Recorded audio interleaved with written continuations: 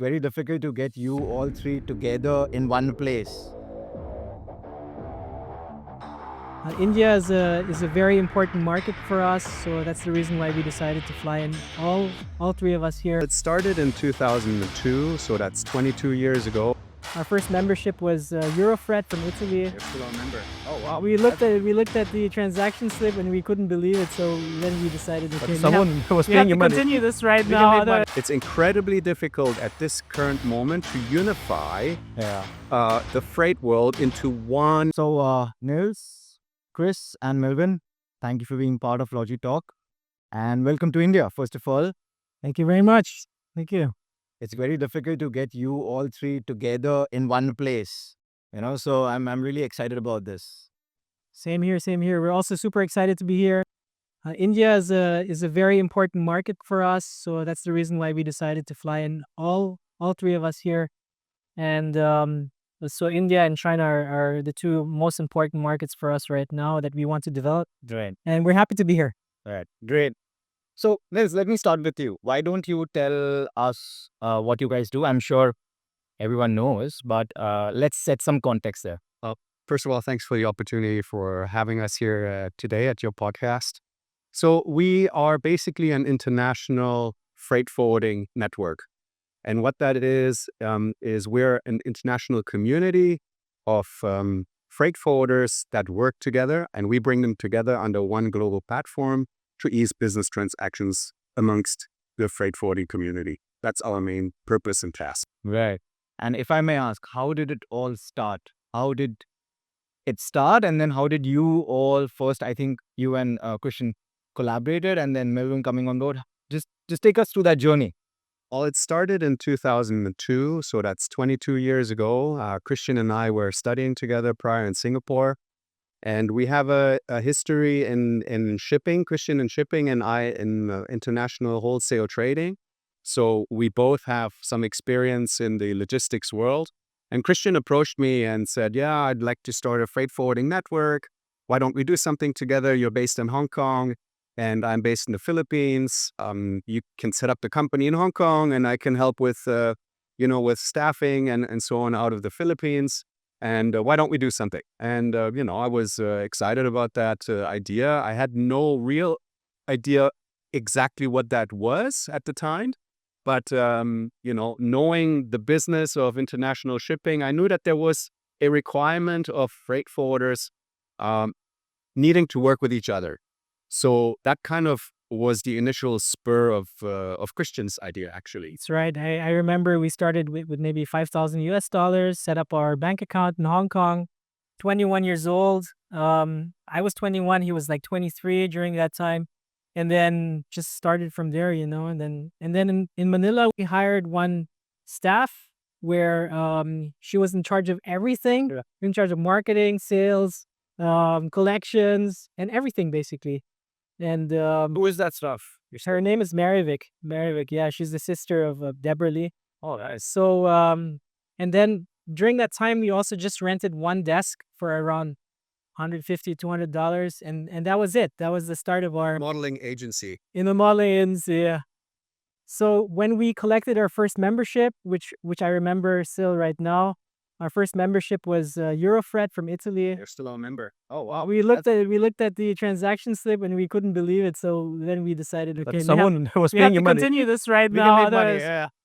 otherwise, yeah, we're just gonna. But it was a side gig for a good 10 to 12 years. Oh, us. Okay. While Christian was working in his family business and I was working in Hong Kong in a trading company.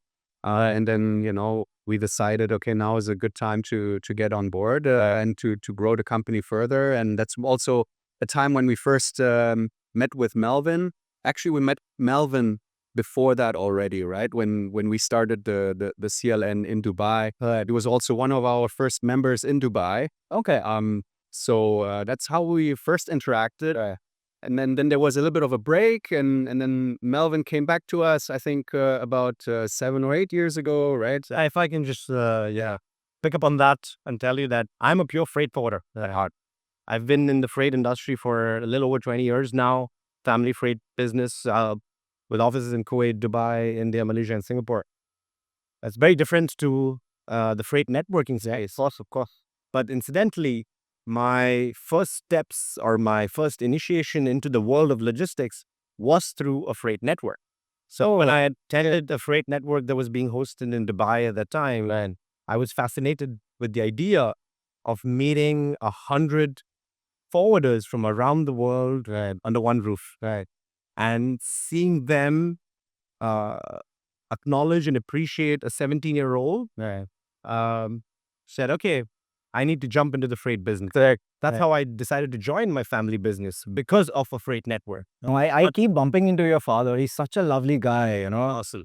And then when I met them at an event in Dubai, I knew somewhere along the lines I would love to enter the glamour business of the freight networking. You guys have become the celebrities of the networking event. I think we've been participating from, as far as I remember, as my father told me, I think the one which happened in Macau, the conference which happened in Macau. So we've been a part of that. But I am sure, what we see on the outside as a member is very different from what happens in the inside.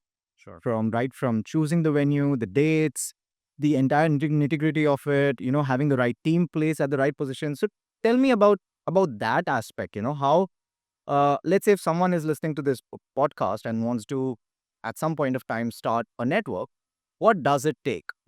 I'll leave it to them to answer the question, but I just got to add that, because you said it's a lot of work behind the scenes, but I think the most important thing is, are you having fun doing something? If you're not having fun, then it probably does not worth it, right? So for me, I was in the freight business for 17 years doing freight and logistics until I realized that my passion is actually somewhere else. It's in people and helping them find and connecting them and helping them find success.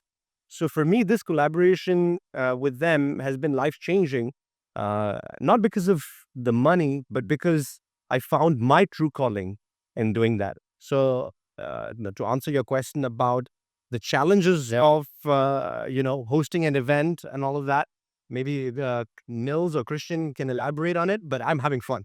I think for me, what I can share is that, in the very beginning of a company, you tend to try to assign everything to one person. And we were stuck kind of doing that for a very long time. And we also didn't know exactly what to do and how to set up a system internally. So No blueprint available for any of there was no blueprint for us to follow. But I would say the turning point for us was when we departmentalized all our efforts. When we said, okay, marketing is one thing and that's one person, events is another thing and another person, sales is another thing and another person. And we go, try to go deeper into the matter and try to improve and document our processes and basically run and scale the company that way, right? So I would say that was one of our turning points, that when we departmentalized all the efforts that we had in the company. Yeah, and you have to also be willing to face your own mistakes, because you're gonna come across plenty of them, and just own them up and push through and follow through and try to mitigate them as much as possible. I mean, we've had our fair share of mistakes, right? Yeah, I mean, it's part of business, and any business, right? Don't be afraid to fail and give it a shot. That's fair.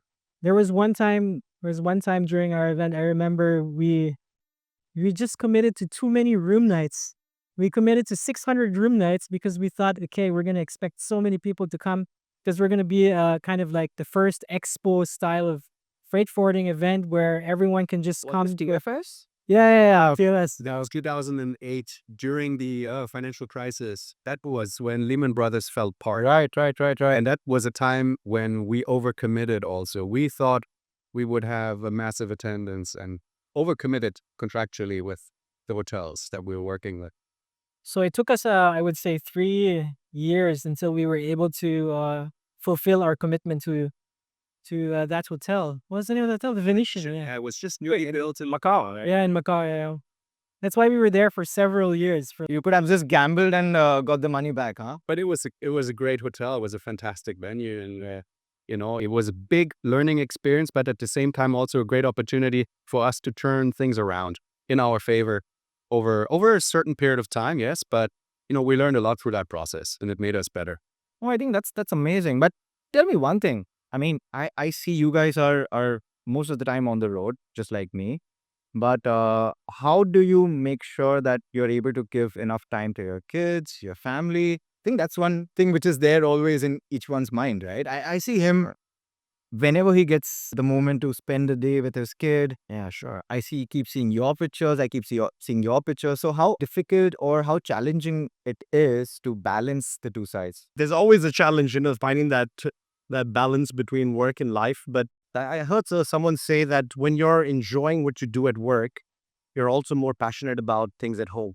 Yeah. Oh, that's So when I am enjoying what I'm doing with these guys, right. then I'm also able to give my best at home and feel completely fulfilled through the day. Right. If you're just going to work and not being satisfied at what you do, you're also going to bring that frustration back home and then try to compensate that because you feel like you've not had a fulfilling day. Right. So for me, when I spend 8 to 10 hours with them, then I also am able to disconnect better at home. So that's how I see it. Yeah. I spend more mindful days with my family when I'm back at home as well. Engaging in meaningful projects and sports active. I mean, we're heavy into sports and all. My kids are already older; they're all teenagers, and Right. so maybe it's a little bit easier for me now. Coming into this, And I'm sure they miss you whenever you're on the road. 100%. well, maybe not so much anymore. So that's fine. It was tough, of course, when they're younger, and it's also tough for you. You don't get to see them, right? I mean, I was on the road for half the time of the year. Wow. So, and half the time you don't see them. And you don't want to miss those important dates and birthdays and graduations and all that. That's my only advice I would give. The other days is fine to be on the road. Right. That's right. And you just have to explain to them that, you have to take some sacrifice also, right? Because honestly, like if you're running a business, that's all you're really doing. You're sacrificing your time, you're sacrificing your life really to make it successful, right? And without that, nothing will work, right? Right. So like you're also teaching them that, if you want to be successful, then you have to sacrifice some of your life, some of your comfort, and some family time too, right? That's for them to be able to be ready also in the future that, they will have to face the situation too, right? But I'm sure they understand, right? What you guys are into, or is your kid too young for that right now? Well, my son did join us already once in Dubai, and Okay. kind of saw it with his own eyes. Right. That also helps a lot because then they also know that we're not just having a good time, but Right. we're also working, right? So if you can bring your family along to at least one or two events, then they will appreciate what you do also, right? Here. It's also about setting the right examples for your kids that are growing up, right? You want to show them that the life is about creating value for others. So if you can contribute to a larger community and show that to your kids, then they will also grow up believing that you need to be adding value to the world. So for me, it's important that he sees me always adding value to other In people. action. In Yeah. action, Right. adding value to other people. Right. So I want him to grow with those values. So I wouldn't have it any other way. That's great. But how do you see the next 5 to 10 years spanning out for the networks? Okay, I don't want you to reveal your roadmap, of course. I'm sure I'm equally excited to see what's going to happen. But where do you see, especially with freight forwarders being part of the network, how do you see the next 5 to 10 years for the network? The way that I see it at the moment, you see freight forwarders joining multiple networks and associations. Mm-hmm. So it's a growing market in that sense. Right. For everyone. So there's an opportunity in that domain. There will also be, I think, some consolidation happening because there's a lot of networks that are, maybe reaching a certain size and not able to grow beyond it. So there might be some consolidation in that market where networks are coming together to join forces, to collaborate also, to create value by bringing different communities together, because I think the primary reason for freight forwarders to join networks is, of course, to find new business. Yeah. And you find new business by finding new agents. So that's the main reason why agents join various different networks these days. And that keeps on continuing the way that I see it, at least in the short term, Right. short to medium term.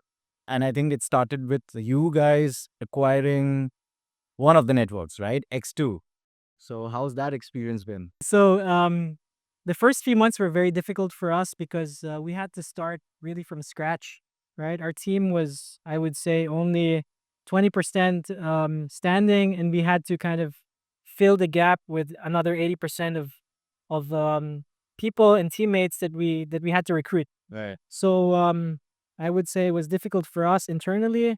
We also took the gamble, and luckily the community was there to trust us. Actually, they didn't have to, but they did, and we're very grateful for that also. Again, I said it's all about having fun. Right. I won't lie, there were some hard nights. Of course. Integrating two different, I would say, two different cultures. Exactly. Very different ideologies, very different cultures. So let me ask you an interesting question. Okay, you guys travel a lot, right? What is that one travel hack which you'd like to share? Which is your hack? I'm sure for you it's always a long flight Yes. from Vancouver, right? It's always a long flight. Yeah. Or probably for you if you're coming to Southeast Asia, it's again like 6 hours or 7 hours for you as well. Not too bad. So what's that one travel hack which you guys always? I have several, but I don't know. One of my top three, which is always up there, is flight socks, compression socks, Oh, okay.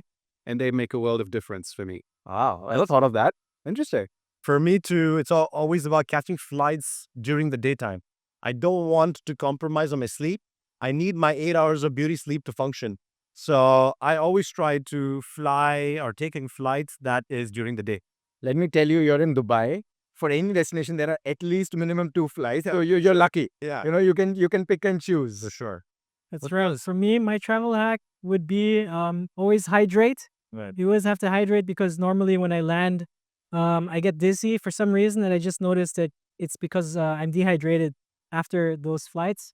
And then the second travel hack I would say would be when you check in, and if you have a business class ticket, when you check in, ask them how much the upgrade is to first class. Because the last time I did that, it was only like $600 more, Wow. and I was able to sit in first class for the first time, and that was really awesome. So It's a very different experience, right? I would say don't book it in advance. Always try to do it last minute. Right. Yeah. And if I again, as you message me, what kind of curveball questions you're gonna ask?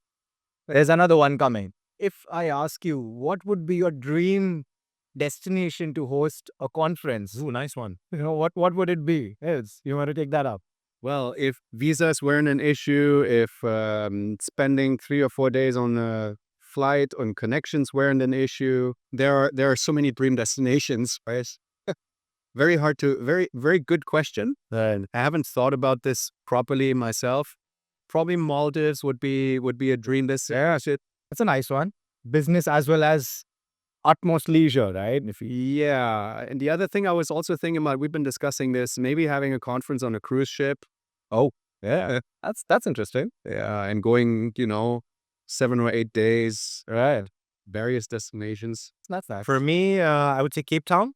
I was there, I think 6 years ago.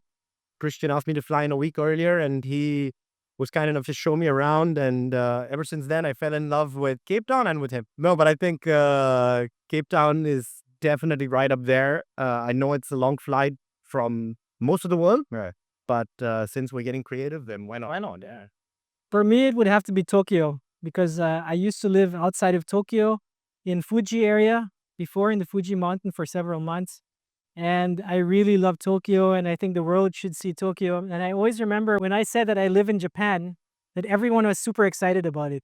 So I have a feeling if we say that we have an event in Tokyo, that everyone would be excited about it and would actually take the trip, right? But the problem with Japan is that it's not easy to get in terms of visa, Yeah. right? In that sense, I would say China is like more opening up right now than Japan.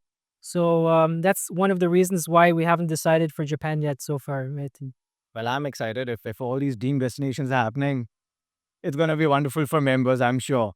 But now, how do you see technology or probably digitalization playing a crucial part for your part of the business, probably for the network as well as for the members who are freight forwarders?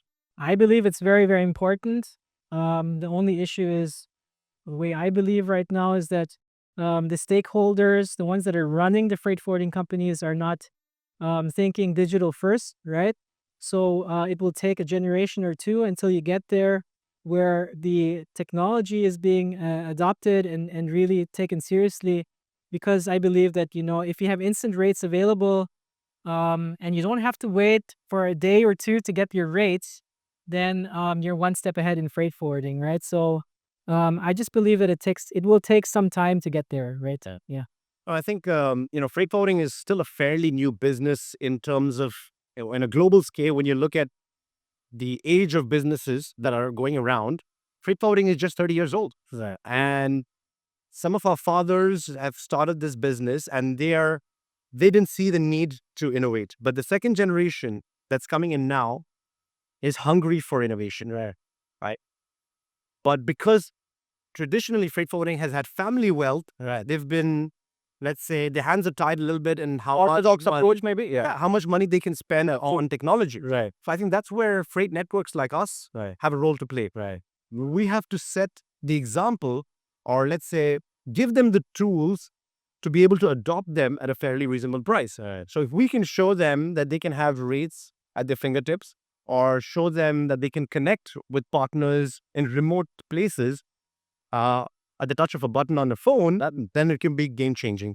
So I think the freight networks have a big role in transforming the freight and logistics industry. That's all I say. I see it in such a way that as humans, we're creatures of habit, and many companies use different systems. Right. And once they're using a system, they have a difficulty jumping into another system and learning a third system. And we're trying to force people to use something that they might not be used to using, even though it might be more user-friendly and so on and so forth. So it's incredibly difficult at this current moment to unify the freight world into one ERP system that everybody would be willing to use on a regular basis, being it ERP or whatever kind of system it is, freight system, right? It needs to be more collaborative. Right. But I think there's one thing that people don't think about it yet too much, and AI will be able to help us with that.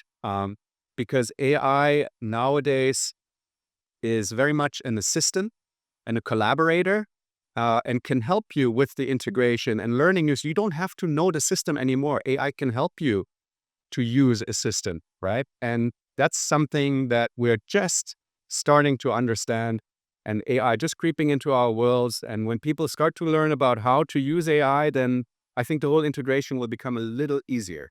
No, that's true. I think because of AI, I have forgotten about Google. For me, ChatGPT is everything. That's right. Isn't it for all of us, I think? For sure. It's just that unbelievable how we've all adopted it so quickly and so easily. But Kunal, if I can just also add, I think that's where people like you also play a role with SoftLink and Logisys, coming in and collaborating with freight networks and transforming the way freight forwarders do business. So I think you have a big part to play over the next 5 years and 10 years for the freight business. Also one more thing that I would like to add is that, like, I believe digitization will also allow local freight forwarders to be global now, finally, right? So you don't have to be confined to one location as a freight forwarder.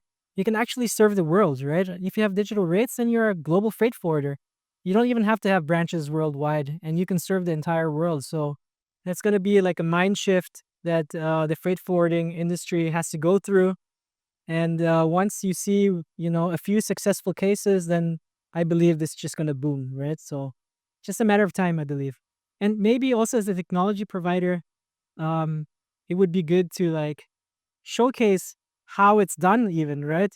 How it's done with the freight forwarder, and make that a pilot project. Because if it's successful once, then you can do that 1,000 times, right? So yeah, that's what I would do as a tech company, actually. Well, thank you, guys. I think it was a lovely chat. And I'm lucky to have you all three in India so that I could make this happen. Absolutely. But really appreciate taking out the time.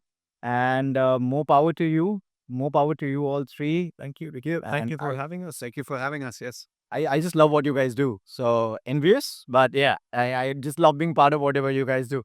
So thank you for Thank you. We'd love to see you more at our events. Thank you. Good luck.